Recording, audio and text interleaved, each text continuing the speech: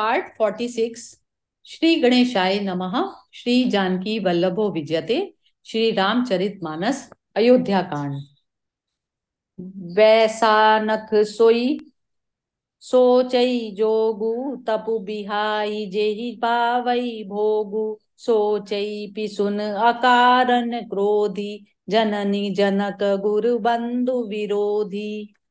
वानप्रस्थ वही सोच करने योग्य है जिसको तपस्या छोड़कर भोग अच्छे लगते हैं। सोच उसका करना चाहिए जो चुगलखोर है, बिना ही कारण क्रोध करने वाला है तथा माता पिता गुरु एवं भाई बंधुओं के साथ विरोध रखने वाला है।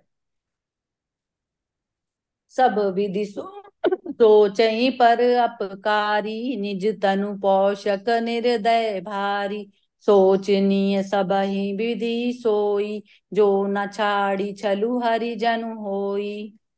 सब प्रकार से उसका सोच करना चाहिए जो दूसरों का अनिष्ट करता है, अपने ही शरीर का पोषण करता है और बड़ा भारी निर्दयी है। और वह तो सभी प्रकार से सोच करने योग्य है जो छल छोड़कर हरि का भक्त नहीं होता।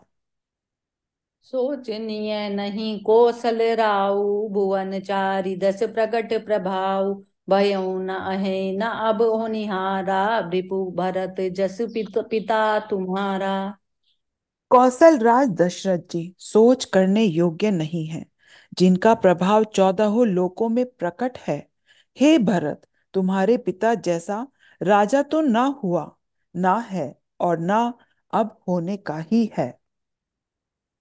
विधि हरि हरु सुरपति दीनाथा बर नहीं सब दशरथ गुण गाथा।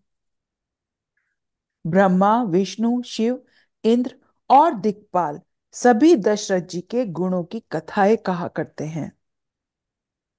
कहूँ तात के ही भांति को करें बड़ई तासु। राम लखन तुम शत्रुहन सरिस सुवन सुचि जासु। मंगल भवन अमंगल हारी द्रव उसो दशरथ अजिर बिहारी। हे तात कहो, उनकी बड़ाई कोई किस प्रकार करेगा जिनके श्री राम लक्ष्मण तुम और शत्रुघ्न सरी के पवित्र पुत्र हैं। सब प्रकार भूपति बड़ भागी बादी विषादु करई ते ही लागी। एहु सुनि समुझि सोच परिहरऊँ सिर धरि राज रजायसु करहूँ। राजा सब प्रकार से बड़ भागी थे, उनके लिए विषाद करना व्यर्थ है। यह सुनकर और समझकर सोच त्याग दो और राजा की आज्ञा सिर चढ़ाकर तद अनुसार करो। राय राजपद तुम कहु दीना पिता बचनु पुर जाय कीना। तजे राम जेहि बचन नहीं लागी तनु परिहरऊँ राम बिरहागी। राजा ने राजपद तुमको दिया है, पिता का वचन तुम्हें सत्य करना चाहिए। जिन्होंने वचन के लिए ही श्री रामचंद्र जी को त्याग दिया और राम विरह की अग्नि में अपने शरीर की आहुति दे दी।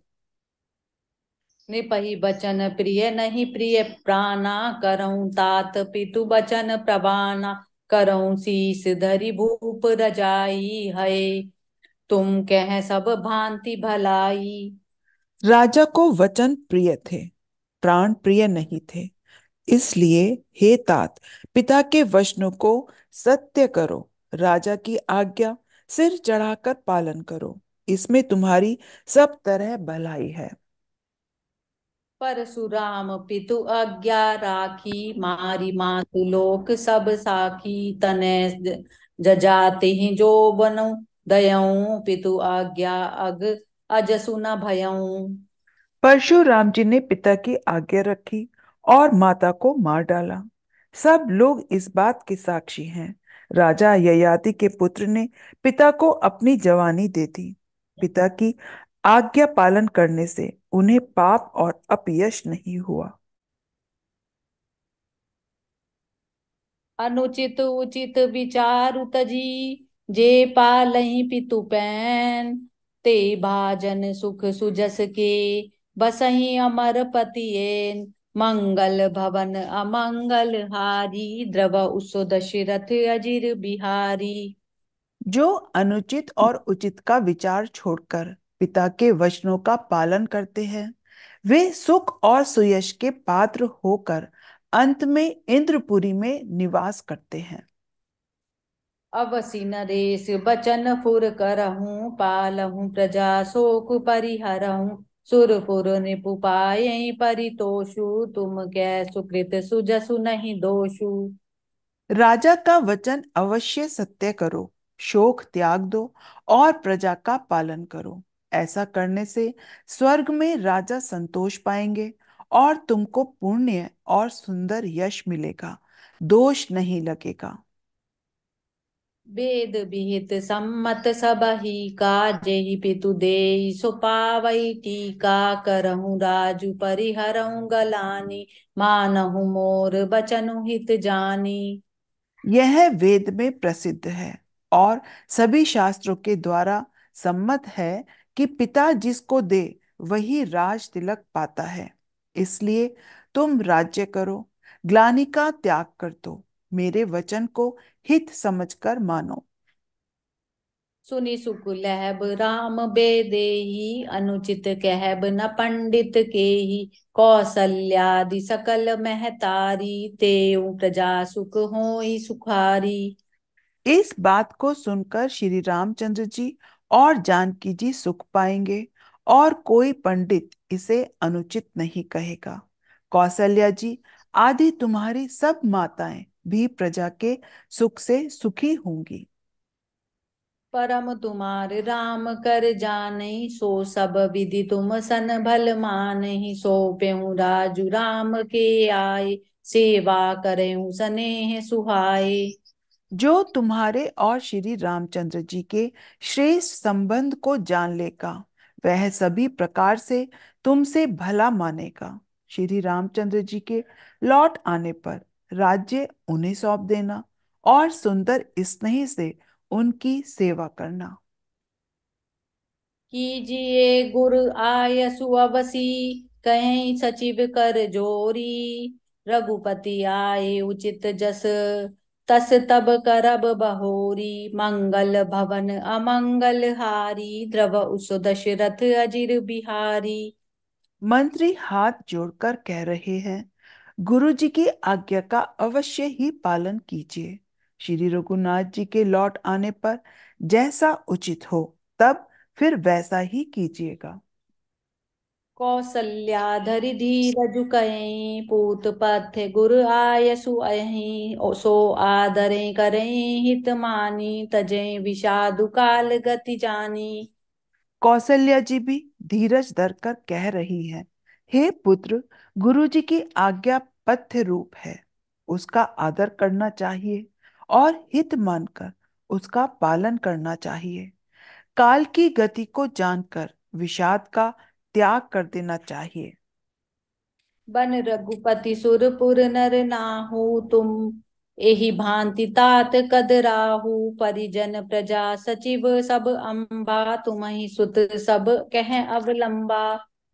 श्री रघुनाथ जी वन में हैं, महाराज स्वर्ग का राज्य करने चले गए और हे तात, तुम इस प्रकार कातर हो रहे हो। हे पुत्र, कुटुंब प्रजा मंत्री और सब माताओं के सबके एक तुम ही सहारे हो। लखी विधि बाम काल कठिनाई, धीरजु धरऊं मातु बलि जाई। सिर धरि गुर आयसु अनसरऊं, प्रजा पाली पुर जन दुख हरऊं। विधाता को प्रतिकूल और काल को कठोर देखकर धीरज धरो। माता तुम्हारी बलिहारी जाती है। गुरु की आज्ञा को सिर चढ़ाकर उसी के अनुसार कार्य करो और प्रजा का पालन कर कुटुंबियों का दुख हरो। गुर के बचन सचिव अभिनंदन, सुनि भरत हिय हित जनु चंदन। सुनि बहोरी मातु मृत्यु बानी, सील सने सरल रस सानी। भरत जी ने गुरु के वचनों और मंत्रियों के अभिनंदन को सुना, जो उनके हृदय के लिए मानो चंदन के समान शीतल थे। फिर उन्होंने शील स्नेह और सरलता के रस में सनी हुई माता कौशल्या की कोमल वाणी सुनी। सानी सरल रस मातु बानी सुनी, भरतु व्याकुल भये। लोचन सरोरुह स्रवत सिंचत बिरह उर अंकुर नये। सो दशा देखत समय ते ही बिसरि सबहि सुधि देह की। तुलसी सराहत सकल सादर सीव सहज सनेह की। सरलता के रस में सनी हुई माता की वाणी सुनकर भरत जी व्याकुल हो गए। उनके नेत्र कमल जल बहाकर हृदय के विरह रूपी नवीन अंकुर को सींचने लगे। नेत्रों के आंसुओं ने उनके वियोग दुख को बहुत ही बढ़ाकर उन्हें अत्यंत व्याकुल कर दिया। उनकी वह दशा देखकर उस समय सबको अपने शरीर की सुध भूल गई। तुलसीदास जी कहते हैं, स्वाभाविक प्रेम की सीमा श्री भरत जी की सब लोग आदर पूर्वक सराहना करने लगे।